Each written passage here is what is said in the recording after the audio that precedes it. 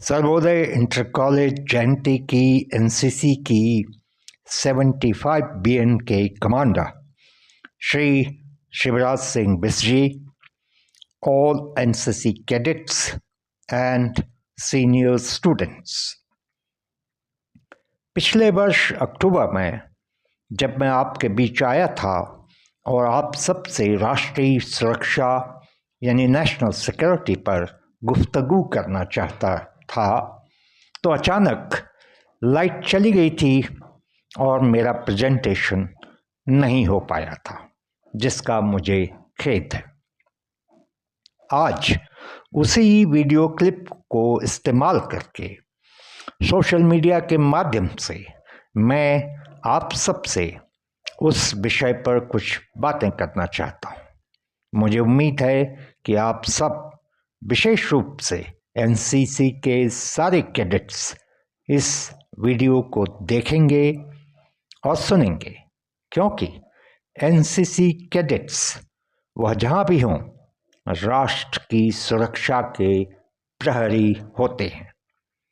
Dear students, जब हम राष्ट्र की सुरक्षा यानी नेशनल सिक्योरिटी की बात करते हैं तो सबसे पहले सवाल यह आता है कि नेशनल यानी राष्ट्र क्या होता है। आप सब जानते हैं कि हमारा राष्ट्र भारत है। India is our nation. हर देश की तरह भारत की भी भौगोलिक सीमाएं हैं। हमारा एक राष्ट्रीय मैप है जिसे हम हमारा प्यारा हिंदुस्तान कहते हैं। जम्मू कश्मीर से कन्याकुमारी तक, गुजरात से लेकर अरुणाचल प्रदेश तक हमारे हिंदुस्तान की ज्योग्राफी दुनिया की सबसे खूबसूरत ज्योग्राफी है। इसीलिए हम इसे हमारी भारत माँ भी कहते हैं। डियर स्टूडेंट्स, कोई भी देश या राष्ट्र सिर्फ एक भौगोलिक क्षेत्र नहीं होता। राष्ट्र बनता है वहाँ रहने वाले नागरिकों से, उनकी सभ्यता से, संस्कृति से, उनके जुझारूपन से एवं उस भौगोलिक क्षेत्र की प्राकृतिक व आर्थिक संपदाओं से, वहाँ के लोगों की लगन व मेहनत से, उनके देश प्रेम से तथा उस देश की शिक्षा व साइंटिफिक प्रोग्रेस से। अतः जब हम राष्ट्र की सुरक्षा यानी कि नेशनल सिक्योरिटी की बात करते हैं तो यह सुरक्षा सिर्फ हमारे बॉर्डर्स की यानी सीमाओं की ही नहीं, बल्कि हमारे सारे संसाधनों की, वो चाहे प्राकृतिक संसाधन हो, आर्थिक संसाधन हो, सामाजिक संसाधन हो, साइंटिफिक संसाधन हो, इंस्टीट्यूशंस हो, इत्यादि इत्यादि की सुरक्षा से संबंध रखती है। दूसरे शब्दों में, राष्ट्र की सुरक्षा एक व्यापक विषय है। इसमें समय समय पर परिवर्तन भी होते रहते हैं। उदाहरण के तौर पर आज से 30-40 वर्ष पहले साइबर सिक्योरिटी को कोई नहीं जानता था, मगर आज साइबर सिक्योरिटी राष्ट्रीय सुरक्षा का अहम पहलू बन गया है। इसी तरह 30-40 वर्ष पहले भारत के आउटर स्पेस में कुछ गिने चुने सैटेलाइट्स थे, मगर आज हमारे सैकड़ों सैटेलाइट्स स्पेस में विचरण कर रहे हैं, घूम रहे हैं। इसलिए स्पेस की सिक्योरिटी भी हमारी राष्ट्रीय सुरक्षा की प्राथमिकता बन गई है। अब मैं आपको बताना चाहता हूं कि राष्ट्र की सुरक्षा को हम मुख्यतः 2 भागों में बांट सकते हैं। पहला आंतरिक सुरक्षा और दूसरा बाह्य सुरक्षा। आंतरिक सुरक्षा यानी कि इंटरनल सिक्योरिटी। डियर स्टूडेंट्स, आप सब जानते हैं कि भारत एक विभिन्नताओं से भरा हुआ देश है। भारत विश्व का एकमात्र ऐसा देश है जहां दुनिया के हर धर्म के लोग रहते हैं। हर प्रांत व क्षेत्र की अलग अलग भाषाएं हैं, अलग अलग खान पान हैं, अलग अलग पहनावे हैं, मगर फिर भी हम सब भारतीय हैं। भारत माँ की संतान है। विभिन्नता में एकता ही हमारे प्यारे भारतवर्ष की पहचान है। मगर दुर्भाग्य से इसी विभिन्नता का फायदा उठाकर कुछ देश और कुछ तत्व और कुछ विरोधी शक्तियां हमारे देश को कमजोर करने का प्रयास करती रहती हैं।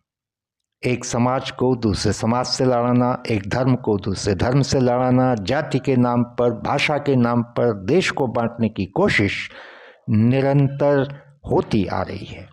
इस काम में विदेशी ताकतें हमारे अपने ही लोगों को भड़काकर हमारे देश को प्रगति के रास्ते से दूर करना चाहती हैं। इसलिए हम सबको, खासतौर पर हमारे नौजवान बच्चों को, ऐसी कोशिशों के बारे में सावधान रहना आवश्यक है। विशेषकर आज के सोशल मीडिया के दौर में, जहां कई तरह की अफवाहें फैलाकर नौजवानों को गुमराह करने की कोशिशें निरंतर हो रही हैं। इसीलिए माय डियर स्टूडेंट्स, मेरा आप सबसे आग्रह है कि इस तरह की अफवाहों पर अपना ध्यान बिल्कुल ना दें। हमारे दुश्मन देश जो भारत की प्रगति से जलते हैं, इस तरह की अफवाहों को फैलाकर हमारे देश में अशांति फैलाकर भारत की प्रगति को रोकना चाहते हैं। आप सब नौजवानों को ऐसी अफवाहों से हमेशा सावधान रहना चाहिए।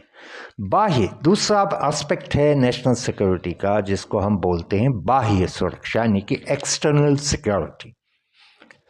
डियर स्टूडेंट्स, आप सब जानते हैं कि हमारे पश्चिम में पाकिस्तान और उत्तर में चाइना भारत के दो मुख्य एडवर्सरी हैं, यानी दुश्मन हैं।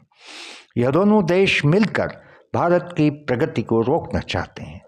आप सब यह भी जानते हैं कि पाकिस्तान ने भारत पर 4 बार आक्रमण किया और हर बार हमारी सेनाओं ने उसको मुंहतोड़ जवाब दिया है।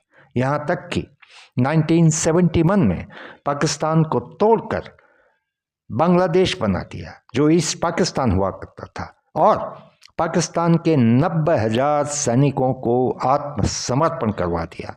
तब से पाकिस्तान यह समझ चुका है कि सैन्य रूप से वह भारत का मुकाबला नहीं कर सकता। इसलिए वो हमारे देश में आतंकवादी गतिविधियां करवाता रहता है। आपको यह भी ज्ञात होगा कि चाइना ने 1962 में भारत पर अचानक हमला कर दिया था और भारत को एक बड़ी शिकस्त का सामना करना पड़ा था। आज चाइना पाकिस्तान के साथ मिलकर भारत में अशांति फैलाने की पूरी कोशिश में लगा हुआ है। दोस्तों, आज हमारी सेनाएं पूरी तरह हमारी सीमाओं की सुरक्षा के लिए मुस्तैदी से तैयार हैं और दुश्मनों को उनके नापाक इरादों को नाकाम करने के लिए सक्षम है।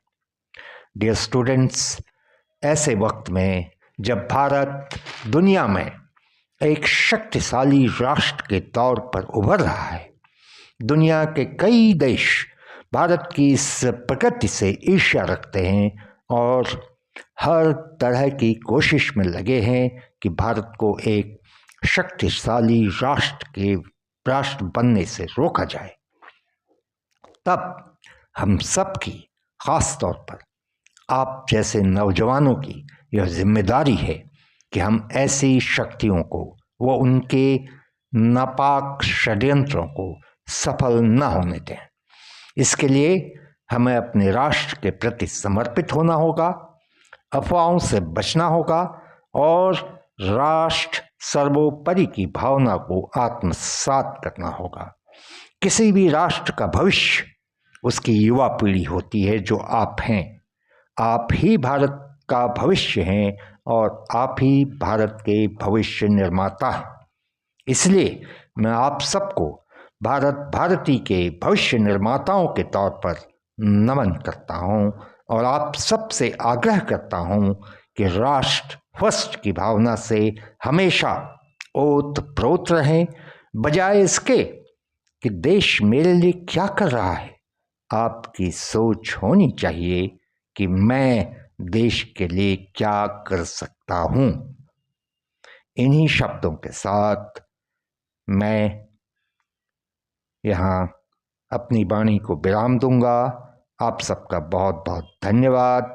जय हिंद, जय भारत। एक बार सब मिलके बोलिए, भारत माता की जय, भारत माता की जय। वंदे मातरम, वंदे मातरम, वंदे मातरम। आप सबका बहुत बहुत धन्यवाद। Thank you.